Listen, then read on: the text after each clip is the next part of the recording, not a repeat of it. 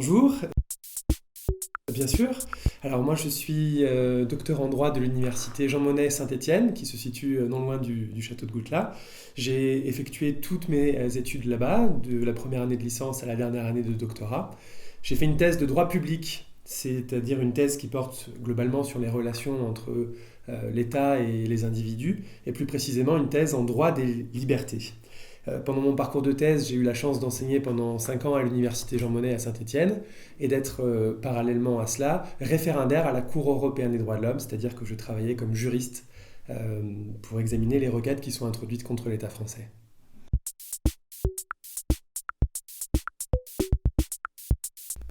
Ma thèse portait sur le sujet question prioritaire de constitutionnalité et contrôle de conventionnalité.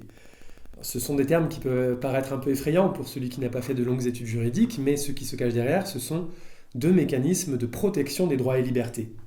Ce qu'il faut savoir rapidement sur mon sujet, c'est qu'après la Révolution de 1789, la loi est restée pendant près de 150 ans un acte absolument presque divin, qu'il était impossible de contester devant les tribunaux. Vous, moi, une personne morale, une personne privée, ne pouvez absolument rien faire contre la loi, entre guillemets.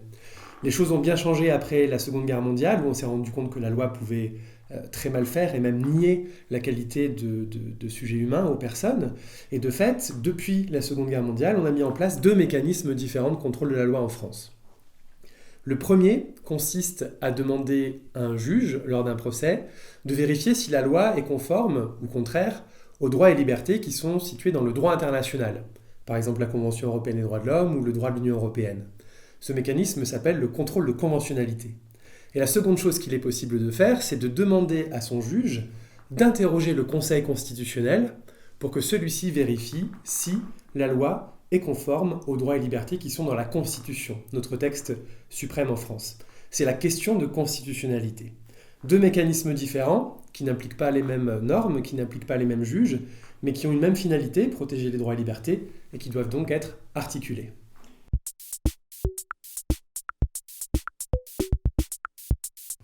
Dans le système français, c'est un peu particulier. Il y a deux façons de saisir le Conseil constitutionnel. La première consiste en un contrôle a priori, c'est-à-dire un contrôle avant que la loi n'entre en vigueur. Mais ce contrôle-ci est réservé à l'initiative politique, c'est-à-dire que ne peuvent saisir le Conseil constitutionnel que certaines autorités politiques, le président, des députés, des sénateurs. C'est une voie qui est fermée aux citoyens.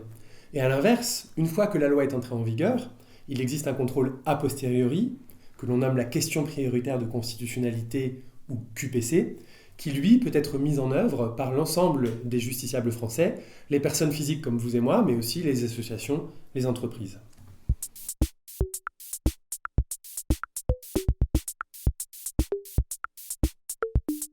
Alors, ce qui est très surprenant, c'est que malgré l'importance du sujet, l'articulation des deux mécanismes est quasiment absente dans la Constitution, dans la loi. On ne sait pas comment ces deux mécanismes sont censés s'articuler.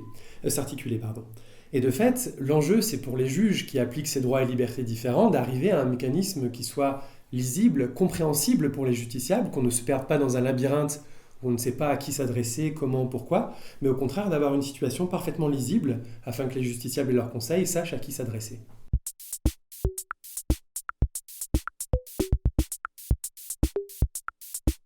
Alors, les droits et libertés ne constituent pas l'objet premier de l'Union européenne. Ça a d'abord été un mécanisme visant à créer un marché unique, une collaboration entre les États, mais qui ne visait pas en premier lieu à protéger les droits et libertés fondamentaux. L'Union européenne s'est mise assez tard à cette fonction, notamment avec l'entrée en vigueur de la Charte des droits fondamentaux de l'Union européenne. Et donc, pour l'instant, c'est ce que j'ai pu observer dans ma thèse, c'est principalement le droit de la Convention européenne des droits de l'homme qui entre en résonance avec le droit constitutionnel français pour la protection des libertés.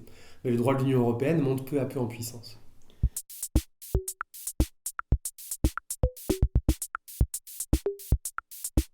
Alors il faut savoir qu'un sujet juridique, on peut toujours le traiter sous différents regards, avec différents angles d'approche. Et notamment là, j'aurais pu réfléchir à créer par ma propre pensée un modèle parfait d'articulation, entre guillemets, qui viendrait du haut. C'est pas le choix que j'ai fait, j'ai préféré aller observer comment aujourd'hui, dans chaque procès au quotidien, les juges opèrent. Et donc, ce que j'ai réalisé, ce qui est intriguant pour quelqu'un qui ne sait pas ce que c'est que la recherche en droit, c'est que je suis allé chercher non seulement des milliers de décisions qui appliquent ces deux contrôles de la loi, mais en plus les travaux préparatoires. Il faut savoir qu'une décision n'apparaît pas faxée de l'esprit des juges, mais que les juges travaillent en amont et notamment rédigent ce qu'on appelle des documents préparatoires, des études qui leur permettent de donner leur avis, par exemple, sur le sujet qu'ils ont à trancher. Eh bien, ces documents qui ne constituent pas la décision, mais des éléments préparatoires, révèlent aussi beaucoup de choses sur la façon dont les juges pensent cette articulation entre la QPC et le contrôle de conventionnalité. Et donc ma méthode a été d'aller chercher dans ces travaux préparatoires la réalité du raisonnement des juges.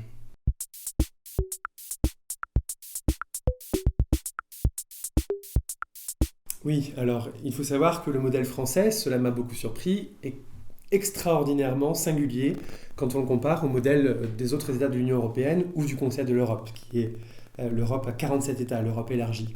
Et globalement, ce que j'ai pu observer dans la plupart des États, c'est qu'il y avait la réunion dans les mains d'un seul juge de l'ensemble des pouvoirs de contrôler la loi par rapport à la Constitution ou par rapport au droit international. Et de fait, ce qui est très singulier dans le modèle français, c'est la séparation. On a les juges ordinaires, administratifs, judiciaires, qui opèrent le contrôle de conventionnalité, et le juge constitutionnel qui opère le contrôle de constitutionnalité. Et donc, la vraie singularité du sujet, c'est comment des juges différents qui appliquent des normes différentes, qui ne sont pas censés nécessairement interférer, peuvent travailler ensemble pour éviter de rendre des décisions qui s'opposent les unes aux autres et éviter donc des cacophonies jurisprudentielles difficilement compréhensibles pour le justiciable.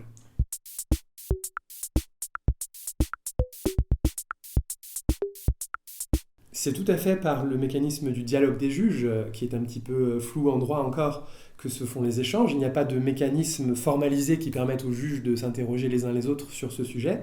Mais ce que j'ai pu observer justement, on en parlait avec cette méthode d'analyse des travaux préparatoires, c'est que les juges analysent la jurisprudence des autres et de fait forment une espèce de dialogue informel, un dialogue silencieux qui permet un croisement des jurisprudences et une véritable fertilisation croisée des raisonnements. Cette façon de faire, qui aurait pu être désastreuse, à savoir on aurait pu arriver à un système où les juges se font la guerre, où les juges s'opposent, où les décisions s'entrechoquent, a au contraire produit des résultats très positifs. Les différents juges savent aller chercher dans les autres ordres juridiques des éléments d'inspiration, donc ça donne un ensemble cohérent. Et pour autant, parfois, les juges de chaque ordre font entendre leur singularité, et donc on a un ensemble qui est à la fois interconnecté, mais qui préserve l'indépendance et le particularisme de chacun des juges et de chacune des normes en question. Un système, à mon sens, très satisfaisant.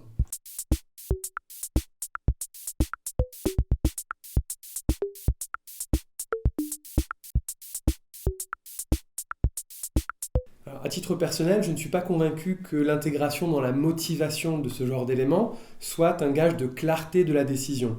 Je pense qu'aujourd'hui, dire à un justiciable « le juge ordinaire exerce entièrement le contrôle de conventionnalité et seulement le contrôle de conventionnalité, et le juge constitutionnel exerce seulement le contrôle de constitutionnalité, entièrement le contrôle de constitutionnalité », c'est clair, c'est une ligne de partage évidente. Et que les justiciables eux-mêmes n'ont pas nécessairement besoin de savoir quels sont tous les ressorts intellectuels employés par les juges dans leurs décisions.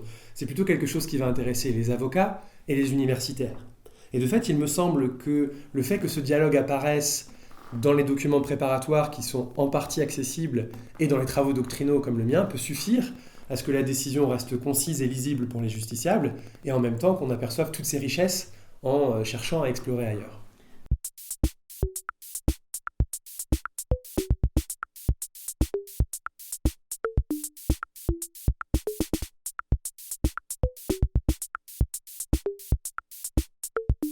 Oui, absolument. Ici, on est à la fois plongé dans une unité architecturale de ce beau château et dans une diversité incroyable des raisonnements, des savoirs, des spécialités qui se nourrissent l'un l'autre. Et de fait, ce que j'ai essayé de réaliser dans ma thèse, j'ai l'impression d'en voir une concrétisation vivante ici, à savoir une unité tout de même du sujet. On réfléchit en termes d'humanisme, de droits fondamentaux, etc. Mais d'essayer de croiser les regards, de croiser les vérités pour aboutir à un résultat qui ne soit pas monochrome.